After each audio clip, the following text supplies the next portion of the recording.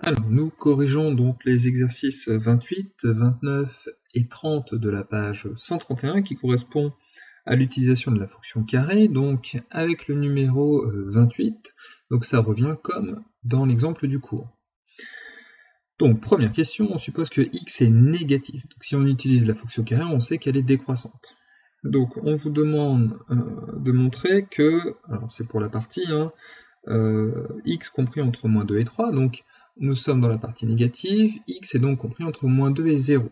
Donc sur cette partie-là, comme la fonction carré est strictement décroissante, donc sur r- ou sur moins l'infini 0, c'est pareil, et bien en utilisant la fonction carré ici, le sens de l'inégalité va changer. Donc inférieur ou égal devient supérieur ou égal, comme dans l'exemple du cours. Puis on simplifie, on a donc x carré compris entre 4 et 0, ce qu'on peut noter, alors il manque un carré, x carré compris entre 0 et 4. Puis après, dans la deuxième question, on suppose que x est positif. Donc là, cette fois-ci, le x, il est compris entre 0 et 3, puisqu'on est dans l'énoncé de notre exercice, en train de démontrer ce qui se passe pour x compris entre moins 2 et 3. Donc là, on est dans cette partie-là, 0, plus petit que x, plus petit que 3.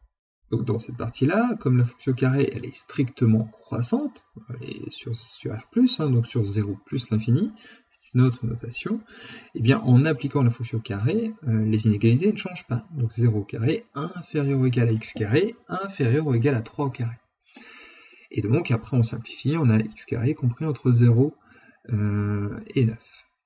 Et donc en conclusion, on doit déduire ce qui se passe au final. Donc sachant que x est compris entre moins 2 et 3, qu'on va dispatcher dans les parties négatives et parties positives, c'est-à-dire faire la question 1 et 2, et bien en fait il faut tout réunir. On a donc x carré compris entre 0, 4 ou 0, 9, ce qu'on peut noter aussi sous cette forme.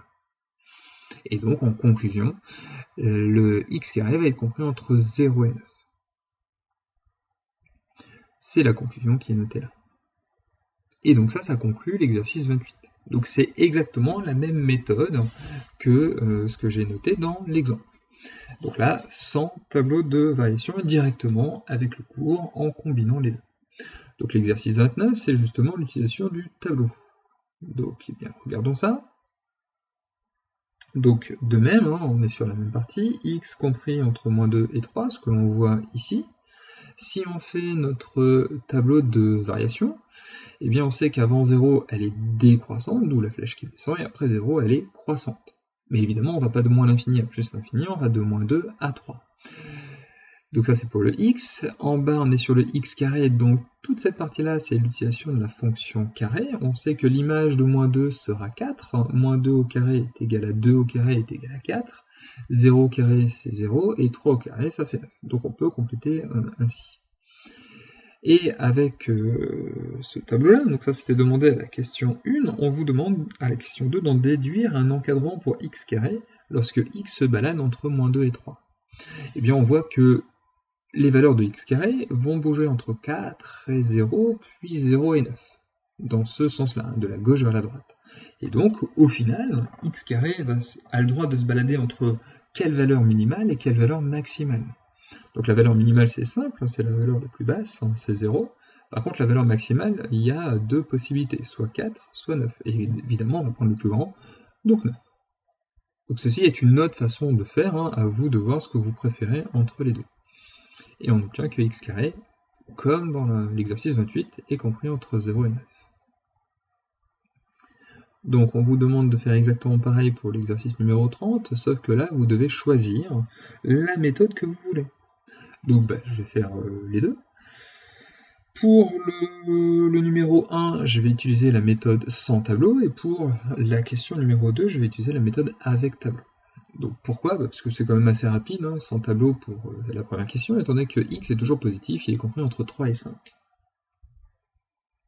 Donc lorsque x est supérieur ou égal à 3 et inférieur ou égal à 5, comme on est dans les positifs, la fonction carré, elle est strictement croissante. Et donc, je ne change pas les inégalités, je mets tout au carré, puis je simplifie. Donc 3 au carré, ça fait 9, 5 au carré, ça fait 25, et mon x carré est compris donc entre 9 et 25. Terminé. Puis, deuxième partie, on va choisir donc, une méthode par le tableau de variation, mais en faisant l'autre, ça reviendra au même. Nous sommes donc compris entre moins 4 et 2. Donc je mets x entre moins 4 et 2, je passe par 0, je suis donc décroissant ici et croissant là. Je mets les valeurs au carré dans la deuxième partie, 2 au carré ça fait 4, 0 au carré ça fait 0, et moins 4 le tout au carré, ça fait 16. C'est pareil que 4 au carré, donc 16. On ne fait pas moins 16, on fait attention, hein, la fonction carré est toujours positive, donc forcément, lorsque je mets quelque chose au carré, je dois obtenir un nombre positif.